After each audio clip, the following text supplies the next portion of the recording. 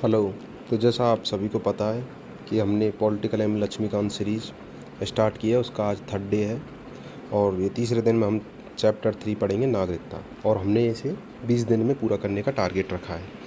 तो इसके सभी आपको नोट करने की ज़रूरत नहीं है, सभी पीडीएफ वगैरह, और बाद में हम पीवाईपी वगैरह भी करेंगे, जितने भी प्रीवियस ईयर पेपर हैं, या शॉर्ट नोट्स भी करेंगे रिवीजन के लिए, तो वो सभी आपको निःशुल्क उपलब्ध करवा दी जाएंगे। को 2-1 दिन में मैं टेलीग्राम चैनल बनाऊँगा, वहाँ मिलेंगे। तो अभी हम ये इस पार्ट को पढ़ेंगे। एम लक्ष्मीकांत सबसे अच्छी बुक है, और अगर आप इसको एक बार अगर पढ़ लेंगे अच्छे से, तो आपके पॉलिटिकल के कंपटीशन एग्ज़ाम, चाहे वो कोई भी कंपटीशन एग्ज़ाम हो, उसमें अच्छे नंबर आएंगे। तो चलो अभी ये नागरिकता वाला पार्ट स्टार्ट करते हैं। सिटीजनशिप तो भाग सेकंड है। भाग फर्स्ट हम कल पढ़ चुके थे और प्रीएम्बल भी पढ़ चुके थे। तो ये तीसरा दिन है। तो आपको कंटिन्यूस वीडियो मिलते रहेंगे, एक भी दिन डिले नहीं होगा, और 20 दिन में हम इस एम लक्ष्मीकांत को ख़त्म कर लेंगे। तो देखिए, नागरिकता सिटीजनशिप ये भारतीय संविधान के भाग सेकंड में है, और अनुच्छेद है 5 से लेके 11, आर्टिकल 5 से 11। तो अर्थ एवं महत्व, किसी भी आधुनिक राज्य की तरह भारत में दो प्रकार के लोग रहते हैं, नागरिक और विदेशी। तो नागरिक मतलब सिटीजन्स, और एलियंस मतलब एलायंस मतलब विदेशी। नागरिक वर्सेस विदेशी, नागरिक भारतीय राज्य के पूर्ण सदस्य होते हैं और उनकी राज्य के प्रति पूर्ण निष्ठा होती है, अतः इन्हें सभी नागरिक एवं राजनीतिक अधिकार प्राप्त हैं। विदेशी किसी अन्य राज्य के नागरिक होते हैं, अतः उन्हें सभी अधिकार प्राप्त नहीं होते हैं। तो यहाँ पर राज्य का मतलब देश ही होता है, जैसे इसमें आया विदेशी में, अन्य राज्य मतलब अन्य देश के नागरिक। तो विदेशी दो प्रकार के होते हैं, मित्र विदेशी या शत्रु विदेशी। मित्र विदेशी वे देश जिनके भारत के साथ सकारात्मक संबंध हैं, शत्रु विदेशी जिनके साथ भारत का युद्ध चल रहा है।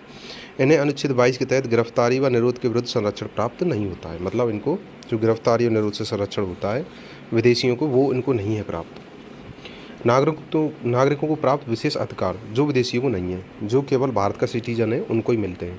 तो केवल भारतीय नागरिकों को निम्नलिखित मौलिक और संवैधानिक अधिकार प्राप्त हैं, ये मोस्ट है, हमको याद रखने। तो आर्टिकल 15, 16, 19 और 29 और 30, ये 5 अधिकार हैं, और इसके अलावा जितने भी अधिकार बचते हैं फंडामेंटल राइट, वो सभी नागरिकों को भी प्राप्त हैं और विदेशियों को भी प्राप्त हैं। तो आर्टिकल 15 में है धर्म, मूल वंश, जाति, लिंग, जन्म स्थान के आधार पर विभेद के विरुद्ध अधिकार। आर्टिकल 16 में लोक नियोजन, सरकारी नौकरियों के विषय में अवसर की समता। 19 में है विचार, अभिव्यक्ति, सम्मेलन, संघ, संचरण, निवास और व्यवसाय की स्वतंत्रता। 29-30 में संस्कृति और शिक्षा संबंधी अधिकार अल्पसंख्यकों के हित में। राजनीतिक अधिकार भी प्राप्त होते हैं केवल मतलब जो भारतीय नागरिक हैं। लोकसभा विधानसभा में चुनाव के मतदान का अधिकार, संसद में विधानमंडल व सदस्य बनने का अधिकार, तो ये सिर्फ भारतीय नागरिकों को ही प्राप्त है, विदेशियों को नहीं है। तो ये जितने भी ये फंडामेंटल राइट हैं, वो चैप्टर कल आएगा, तो कल के दिन हम उनको अच्छे से वीडियो में कवर करेंगे। अभी आप बस थोड़ा सा ध्यान में रख लीजिए इनको। उच्च पद, राष्ट्रपति, उपराष्ट्रपति, सर्वोच्च, उच्च न्यायालय के न्यायाधीश, राज्यपाल, महान्यायवादी, ये सिर्फ भारतीय नागरिक ही बन सकते हैं, विदेशी ये नहीं बन सकते हैं। तो विशेष तथ्य में देखेंगे हम, भारत में जन्म से तथा प्राकृतिक रूप में नागरिक बने दोनों व्यक्ति राष्ट्रपति बनने के योग्य हैं, जबकि अमेरिका में मतलब केवल जन्म से ही जो नागरिक है वही राष्ट्रपति बन सकता है। लेकिन भारत में ये प्रश्न बार बार आता है कि जन्म से नागरिक हो, चाहे प्राकृतिक रूप से मतलब उसने बाद में नागरिक बना हो, वो भारत का राष्ट्रपति बन सकता है। भारतीय मतलब संवैधानिक प्रावधान, संविधान के भाग 2 पार्ट 2 में आर्टिकल 5 से 11 तक नागरिकता की चर्चा की गई है। संविधान केवल 26 जनवरी 1950 संविधान लागू के समय नागरिकता के पात्र व्यक्तियों की पहचान करता है। तो अनुच्छेद 5 से लेकर 11 तक की मुख्य धाराओं को हम देखेंगे। तो आर्टिकल 5 में क्या लिखा गया है, संविधान के प्रारंभ पर नागरिकता, जो व्यक्ति भारत का अधिवासी डोमिसाइल था तथा 3 शर्तों में से एक पूरी करता हो। तो वो 3 शर्त कौन कौन सी हैं कि जन्म भारत में हुआ हो, माता पिता का जन्म हुआ हो, या 5 वर्ष से निवास कर रहा हो। तो उस पर क्या नागरिकता के संबंध में इसमें नियम दिया गया है। आर्टिकल 6 में यह है कि पाकिस्तान से भारत प्रव्रजन माइग्रेट करने वाले व्यक्तियों के अधिकार। 9 जुलाई 1948 से पहले आए व्यक्ति सीधे नागरिक बने तथा उसके बाद आए व्यक्ति को 6 माह निवास के बाद पंजीकरण कराना आवश्यक था। आर्टिकल 7 पाकिस्तान को प्रव्रजन करने वाले व्यक्तियों के अधिकार। 1 मार्च 1947 के बाद पाकिस्तान गए व्यक्ति भारत के नागरिक नहीं रहे हैं, लेकिन पुनः लौटकर आने पर 6 माह निवास के पश्चात पंजीकरण के पात्र होंगे, मतलब वो पंजीकरण करा सकते हैं। आर्टिकल 8 में भारत के बाहर रहने वाले व्यक्तियों के मूल व्यक्तियों के पीआईओ के अधिकार, यदि वह या उसके माता पिता, दादा दादी अविभाजित भारत में जन्म हों। अविभाजित मतलब कि उस टाइम पे मतलब भारत और पाकिस्तान एक ही थे, तब की बात हो रही है। तो राजनयिक प्रतिनिधि के पास पंजीकरण कराकर नागरिकता प्राप्त कर सकते हैं। तो इनको याद करना पड़ता है, ये फैक्ट हैं। तो इनके लिए मैं शॉर्ट नोट्स आपको उपलब्ध करा दूंगा, आप याद करने की टेंशन ना लें, सिर्फ वीडियो को देखें। आर्टिकल 9, स्वेच्छा से विदेशी नागरिकता प्राप्त करना। यदि कोई व्यक्ति स्वेच्छा से किसी अन्य देश की नागरिकता प्राप्त कर लेता है तो उसकी भारतीय नागरिकता स्वतः समाप्त हो जाती है। आर्टिकल 10 में नागरिकों के अधिकारों का बना रहना। प्रत्येक व्यक्ति जिसकी नागरिकता है वह विधि के उपबंधों के अधीन भारत का नागरिक बना रहेगा। आर्टिकल 11, संसद द्वारा नागरिकता के अधिकार का कानून द्वारा विनियमन। संसद को नागरिकता के अर्जन, समाप्ति या अन्य सभी मामलों पर कानून बनाने का पूर्ण अधिकार है। इसी के तहत नागरिकता अधिनियम 1955 पास किया गया था। तो दोबारा से और देखते हैं। आर्टिकल 5 में है कि संविधान के प्रारंभ पर नागरिकता। तो वो 3 शर्तें बताई गई हैं इसमें कि जन्म भारत में हुआ हो, माता पिता का जन्म हुआ हो या 5 वर्ष से निवास कर रहा हो। फिर है पाकिस्तान से भारत माइग्रेट करने वाले व्यक्तियों के अधिकार। तो ये है कि जो 9 जुलाई 1948 से पहले आए व्यक्ति सीधे नागरिक होंगे और उसके बाद जो आते हैं उनको 6 माह निवास के बाद पंजीकरण कराना होगा।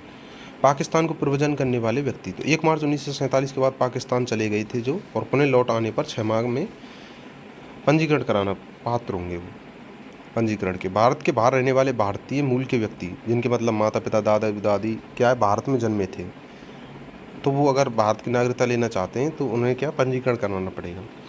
9, इसमें ये बताया गया है कि कैसे विदेशी नागरिकता का त्याग हो सकता है।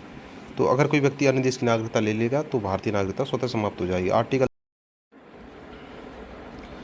आर्टिकल 10 में आता है कि नागरिक के अधिकारों को बना रहना, मतलब जो व्यक्ति नागरिक है उसके सभी जो नागरिक को अधिकार मिलने चाहिए वो मिलते रहेंगे विधि के तहत। आर्टिकल 11 में यह है कि संसद को अधिकार है कि नागरिकता के संबंधी वो कानून नियम बना सकते हैं। इसी कारण उसने नागरिकता अधिनियम 1955 पास किया। अब देखते हैं नागरिकता अधिनियम 1955 क्या है। संसद ने अनुच्छेद 11 का प्रयोग करते हुए नागरिकता अधिनियम 1955 बनाया, जिसके तहत नागरिकता प्राप्त करने के 5 तरीके बताए गए थे। पहला है जन्म से। व्यक्ति भारत में जन्मा व्यक्ति, शर्तें समय पर सख्त की गई हैं। 1986 व 2003 में क्या हुआ है, इसमें संशोधन हुआ है। वर्तमान में माता पिता में से एक का भारतीय नागरिक होना और दूसरा अवैध प्रवासी न होना अनिवार्य है। वंश के आधार पर भारत के बाहर जन्मा व्यक्ति वंश से नागरिक बन सकता है यदि उसके जन्म के समय माता पिता में से कोई भारत का नागरिक हो। 2004 के बाद 1 वर्ष में पंजीकरण करवाना अनिवार्य है। इन सब के नोट्स आपको दे दिए जाएंगे। पंजीकरण द्वारा भारतीय मूल के व्यक्ति, भारतीय नागरिक से विवाहित व्यक्ति जो आवेदन से पूर्व कम से कम 7 वर्ष से भारत में सामान्य रूप से रह रहे हों। तो इसमें बताया है कि भारतीय नागरिक से या तो किसी ने विवाह किया हो या भारतीय मूल के व्यक्ति हों और आवेदन करने से 7 वर्ष से भारत में रह रहे हों सामान्य रूप से, तो वो पंजीकरण द्वारा नागरिक बन सकते हैं। प्राकृतिक रूप से 4th नंबर आता है। प्राकृतिक रूप से विदेशी नागरिक जो चरित्रवान है, मतलब कि उस पर कोई ऐसा दोष आरोप नहीं है, संविधान की 8वीं अनुसूची की भाषा को जानता हो, जो 8वीं अनुसूची में भाषा दी गई है, और 12 वर्ष 1 वर्ष निरंतर प्लस 11 वर्ष कुल भारत में रहा हो, तो वो भी भारत का नागरिक बन सकता है। क्षेत्र समाविष्ट द्वारा 5वां नंबर, यदि कोई नया क्षेत्र भारत में शामिल होता है, जैसे पांडिचेरी हुआ था 1962 में, तो केंद्र सरकार अधिसूचना जारी कर वहाँ के लोगों को भारत का नागरिक घोषित कर सकती है। नागरिकता की समाप्ति। नागरिकता अधिनियम 1955 के अनुसार नागरिकता समाप्त होने के 3 तरीके हैं। स्वैच्छिक त्याग, कोई भी पूर्ण आयु व क्षमता वाला भारतीय नागरिक अपनी नागरिकता त्याग की घोषणा कर सकता है, युद्ध के समय इसे रोका जा सकता है। तो कोई भी पूर्ण आयु क्षमता वाला भारतीय नागरिक अपनी नागरिकता का त्याग की घोषणा कर सकता है, स्वैच्छिक त्याग कर सकता है, और युद्ध के समय ऐसा नहीं कर सकता कोई। तो ये कानून किया जा सकता है कि युद्ध के समय ये वैलिड ना रहे। बर्खास्त के द्वारा, यदि कोई भारतीय नागरिक स्वेच्छा से अन्य देश की नागरिकता ले लेता है तो भारत के नागरिक को 2 नागरिकता लेने का अधिकार नहीं है, इसलिए उसकी नागरिकता क्या है, स्वतः समाप्त हो जाएगी। वंचना द्वारा, केंद्र सरकार द्वारा छीनना, अनिवार्य रूप से समाप्त करना, यदि नागरिकता छल या फर्जी तरीके से प्राप्त की गई हो, संविधान के प्रति अनादर दिखाया गया हो, युद्ध के समय शत्रु देश की अवैध सहायता की गई हो, पंजीकरण या प्राकृतिक नागरिकता के 5 वर्ष के भीतर किसी देश में 2 वर्ष की जेल हुई हो, सामान्य रूप से लगातार 7 वर्ष तक भारत से बाहर रहा हो, तो व्यक्ति की नागरिकता छीनी जा सकती है। एकल नागरिकता और अन्य प्रावधान। तो भारत में संघात्मक ढांचा होने के बावजूद एकल नागरिकता केवल भारत की नागरिकता प्रावधान है, राज्यों की अलग नागरिकता नहीं होती है। कनाडा के मॉडल पर अमेरिका और स्विट्जरलैंड में दोहरी नागरिकता पाई जाती है। तो इसमें ऐसा होता है कि कुछ देश ऐसे होते हैं जैसे अमेरिका है, स्विट्जरलैंड है, वहाँ पर केंद्र की राज्य नागरिकता तो होती है, प्लस में राज्यों की भी नागरिकता होती है। तो एक व्यक्ति के पास 2 नागरिकता हो जाती है, दोहरी। लेकिन भारत में केवल केंद्र की नागरिकता होती है, केवल भारतीय होने की। नागरिकता संशोधन अधिनियम 2019 CAA 2019। तो ये बिल आया था जिस पे बहुत ज़्यादा हंगामा भी हुआ था, आपको याद होगा। तो इसमें क्या था कि लक्षित देश रखे गए थे पाकिस्तान, बांग्लादेश और अफगानिस्तान। लक्षित समुदाय 6 रखे थे, हिंदू, सिख, बौद्ध, जैन, पारसी और ईसाई। मतलब इसमें मुस्लिम नहीं रखे थे, उस वजह से ये गलत रूमर फैलाए गए थे कि मुस्लिम की नागरिकता छीन रहे हैं। तो इसमें क्या है वो सच हम देखते हैं। तो इसमें 6 समुदाय थे, हिंदू, सिख, बौद्ध, जैन, पारसी और ईसाई। प्रावधान क्या था, जो व्यक्ति 31 दिसंबर 2014 से पहले भारत आए हैं उन्हें अवैध प्रवासी नहीं माना जाएगा तथा उन्हें केवल 5 वर्ष के निवास पर प्राकृतिक रूप से नागरिकता मिल सकेगी। पहले ये 11 वर्ष था। तो मतलब ये जो 3 देश हैं, पाकिस्तान है, बांग्लादेश है, अफगानिस्तान है, इनके ही नागरिकों के लिए रखा गया था। इसमें से भी ये 6 समुदाय से आते हैं ना, 6 अल्पसंख्यकों से, हिंदू, सिख, बौद्ध, जैन, पारसी और ईसाई। तो 5 वर्ष में ही नागरिकता मिल जाएगी। 31 दिसंबर 2014 से पहले आए हूँ। अपवाद, यह अधिनियम संविधान की 6ठी अनुसूची वाले जनजातीय क्षेत्रों असम, मेघालय, त्रिपुरा, मिजोरम और इंडर लाइन परमिट ILP वाले क्षेत्रों अरुणाचल प्रदेश, नागालैंड, मिजोरम, मणिपुर पर लागू नहीं होता है। तो मतलब 6ठी अनुसूची में जो वे जनजातीय क्षेत्र थे, असम, मेघालय, त्रिपुरा, मिजोरम, या ILP वाले क्षेत्र थे, अरुणाचल प्रदेश, नागालैंड, मिजोरम और मणिपुर, वहाँ पर यह लागू नहीं होगा कि वहाँ पर कोई ऐसा प्रवासी रह रहा हो तो उसको वहाँ पर नागरिकता नहीं दी जाएगी। क्विक रिवीजन टेबल हम देखते हैं। तो आर्टिकल 5 में क्या था, संविधान लागू होने पर नागरिकता, अधिवास प्लस जन्म, माता पिता, 5 वर्ष निवास होना चाहिए। आर्टिकल 6 में पाकिस्तान से भारत आए लोग, 19 जुलाई 1948 की कट ऑफ तिथि थी कि इससे पहले जो आए हैं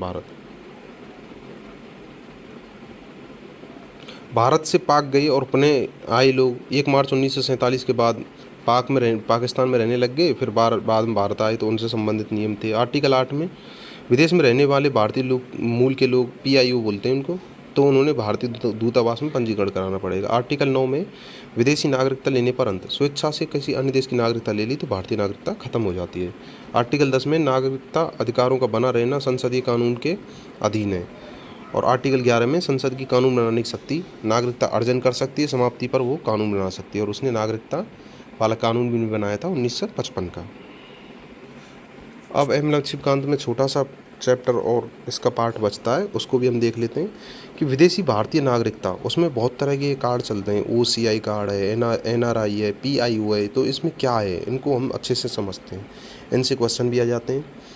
तो इसमें LM सिंह भी OCI कार्ड धारक योजना, अधिकार व तुलनात्मक विश्लेषण इनका हम करेंगे, ये योजना चलाई जाती है।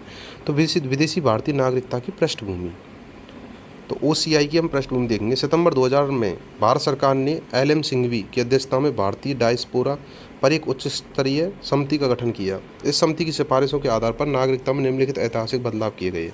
तो नागरिकता संशोधन अधिनियम 2003 लाया गया, जिसमें 16 निर्दिष्ट देशों के भारतीय मूल के व्यक्तियों को PIOS के लिए दोहरी नागरिकता देने हेतु overseas citizen of India OCI का प्रावधान किया गया। तो 16 देश थे, उसमें क्या भारतीय मूल के अगर जो लोग रह रहे हों उनके लिए दोहरी नागरिकता PIO प्लान किया था। फिर आता है नागरिकता संशोधन अधिनियम 2005। पाकिस्तान और बांग्लादेश को छोड़कर सभी देशों के भारतीय मूल के व्यक्तियों के लिए OCI का विस्तार किया गया था। अब पाकिस्तान और बांग्लादेश के लिए क्यों नहीं किया गया था, क्योंकि यहाँ तो सभी रह रहे हैं, वो भारतीय मूल के ही हैं, क्योंकि विभाजन हुआ था 1947 में, उससे पहले सब भारत में रहते थे। इसलिए इन दोनों देशों को छोड़कर सभी देश के भारतीय मूल के व्यक्तियों के लिए OCI का विस्तार कर दिया गया था। फिर आता है नागरिकता संशोधन अधिनियम 2015। PIO कार्ड योजना 2002 में शुरू हुई थी, OCI कार्ड योजना 2005 में शुरू हुई थी। इन दोनों को विलय करके कर दिया गया। अब केवल overseas citizen of India card holder OCI card holder योजना प्रभावी है। तो इन दोनों ऊपर जो 2 योजनाएं थी उनका विलय करके एक बना दिया, OCI कार्ड होल्डर। अब OCI कार्ड धारक के रूप में निबंधक, मतलब रजिस्ट्रेशन कैसे करना है। केंद्र सरकार निम्नलिखित से किसी व्यक्ति को OCI कार्ड धारक के रूप में पंजीकृत कर सकती है, बशर्ते वह कभी पाकिस्तान या बांग्लादेश का नागरिक ना रहा हो। तो क्या क्या शर्तें हैं उसकी, पूर्ण आयु व क्षमता वाला कोई व्यक्ति जो किसी अन्य देश का नागरिक हो लेकिन संविधान लागू होने के समय या उसके बाद भारत का नागरिक था या नागरिक होने के लिए अहर्य था, मतलब योग्य था, जो 15 अगस्त 1947 के बाद भारत का अंग बने किसी क्षेत्र से संबंध रखता हो, ऐसे नागरिक का बच्चा, पोता, परपोता। तो इसमें यह बताया गया है कि कोई ऐसा व्यक्ति है, उसका बच्चा हो, पोता हो, परपोता हो, तो जो व्यक्ति का है पहले संबंध रखता था 15 अगस्त 1947 से भारत से मूल का था, और उसके बच्चा हुआ, पर पोता हुआ, पर पोता हुआ, तो उसके लिए योजना मिल सकती है। तो सिंपल याद रखें आप कि जैसे कोई व्यक्ति है, वो एक 15 अगस्त 1947 से पहले भारत का अंग था, मतलब मूल था, मूल यहाँ का निवासी था।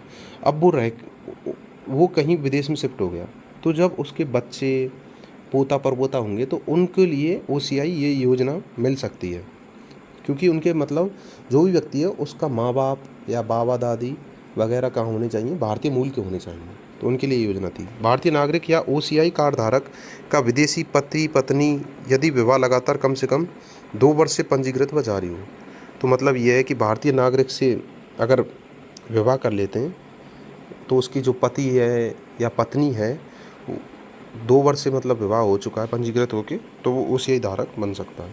ओसीआई कार्ड धारकों के अधिकार एवं पाबंदियाँ।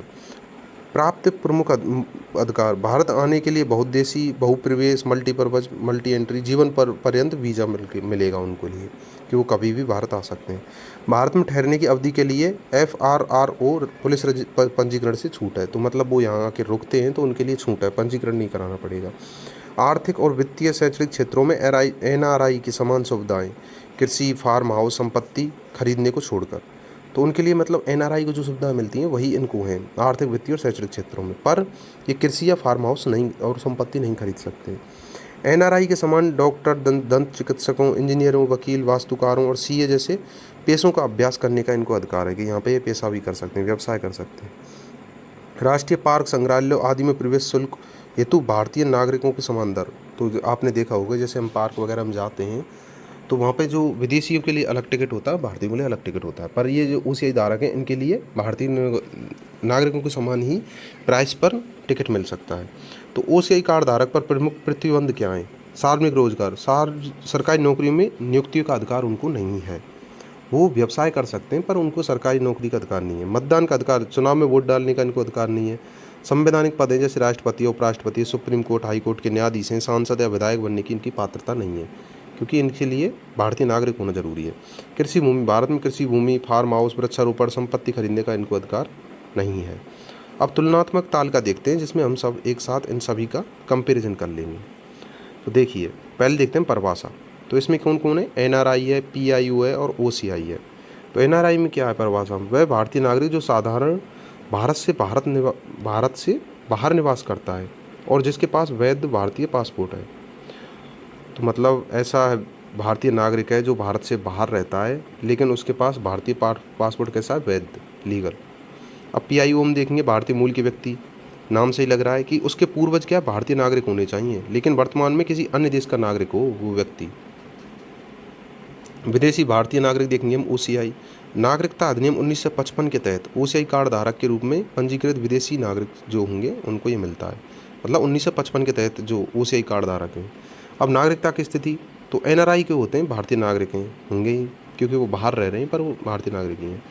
और PIO वाले विदेशी नागरिक हैं और OCI वाले भी विदेशी नागरिक हैं। मताधिकार, NRI को मताधिकार प्राप्त है, भारत मतदान कर सकते हैं और इन दोनों को मतदान प्राप्त नहीं है। भारत आने पर वीज़ा, इनको कोई वीज़ा की आवश्यकता नहीं है NRI को। और PIO को 15 वर्षों के लिए वीज़ा मुक्त प्रवेश है। अब योजना OCI में विलय कर दी गई है। और OCI वाले जो कार्ड धारक थे उनके लिए जीवन पर्यंत बहुप्रवेश, मतलब कभी भी आ सकते हैं, कभी जा सकते हैं, हमने पहले भी पढ़ा है। पुलिस पंजीकरण NRI को कोई आवश्यकता नहीं होती है। अपर जो ये PIO वाले, इनको 180 दिनों से अधिक प्रवास पर आवश्यक है। 180 दिन तक ये रह सकते हैं पर उसके बाद इनको पुलिस पंजीकरण कराना पड़ेगा। और इनको क्या है, जो OCI कार्ड धारक, अब ये PIO की भी योजना है जो विलय कर दिया गया है OCI कार्ड धारक में, कितने भी लंबे प्रवास के लिए FRRO से पंजीकरण से छूट होती है। सिर्फ ये जो OCI वाले हैं, PIO वाले, इनको ही 180 दिन के बाद रजिस्ट्रेशन कराना पड़ता है। गतिविधि या पेशा, तो NRI तो सभी गतिविधि कर सकते हैं, सरकारी भी नौकरियों में लग सकते हैं। अब जो PIO वाले हैं, अनुसंधान, पर्वतारोहण, ILP क्षेत्रों के लिए विशेष अनुमति आवश्यक है। अगर इनको अनुसंधान करना हो, पर्वतारोहण करना हो, ILP जो क्षेत्र हैं उनके लिए, मतलब जनजाति क्षेत्र थे ना जो अरुणाचल प्रदेश, नागालैंड वगैरह, तो उनके लिए क्या विशेष अनुमति है। और OCI वालों के लिए शोध, पत्रकारिता, पर्वतारोहण, ILP क्षेत्रों में जाने के लिए विशेष अनुमति आवश्यक है। अब पात्रता मानदंड, तो NRI को चाहिए भारतीय पासपोर्ट धारक होना चाहिए उसके पास लीगल। अब PIO को वालों को अब विलय के बाद 9/1/2015 से OCI के तहत ही आवेदन ये कर सकते हैं, मतलब विलय कर दिया गया है, OCI बन गए हैं अभी PIO वाले भी।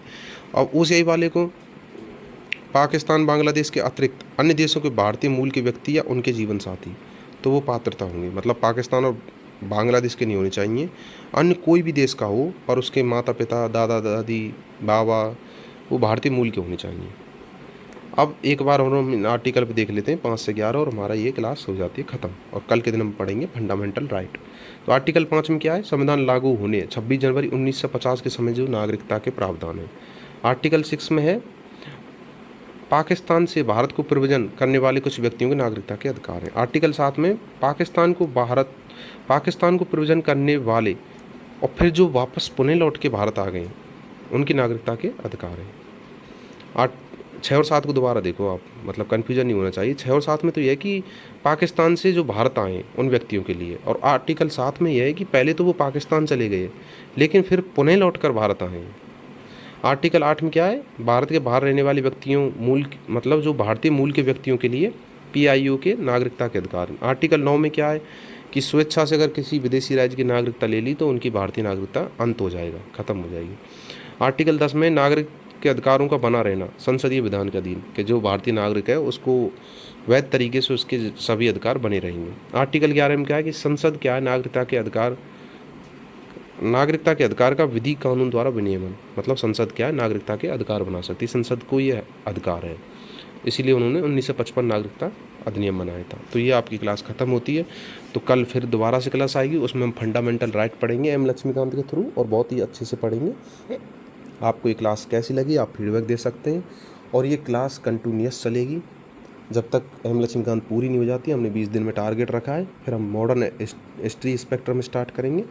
तो आप मोटिवेशन के लिए चैनल को सब्सक्राइब लाइक शेयर कर सकते हैं, क्योंकि अभी स्टार्ट किया चैनल तो इसी टाइम पे सपोर्ट की ज़रूरत है, बाद में थोड़ा बहुत चलने लग जाएगा तो इतना ज़रूरत नहीं पड़ेगी। तो प्लीज़ आप सपोर्ट दिखाइए और हमें फीडबैक दीजिए कैसा लगा और क्या मुझे सुधार करने चाहिए वो भी बताइए। क्लास कंटिन्यूस चलेगी, फिर इसके शॉर्ट नोट्स वगैरह सब आपको प्रोवाइड कराई जाएंगे, और PYP वगैरह भी हम करेंगे। क्लास पूरा देखने के लिए आपका बहुत बहुत धन्यवाद, जुड़े रहिए।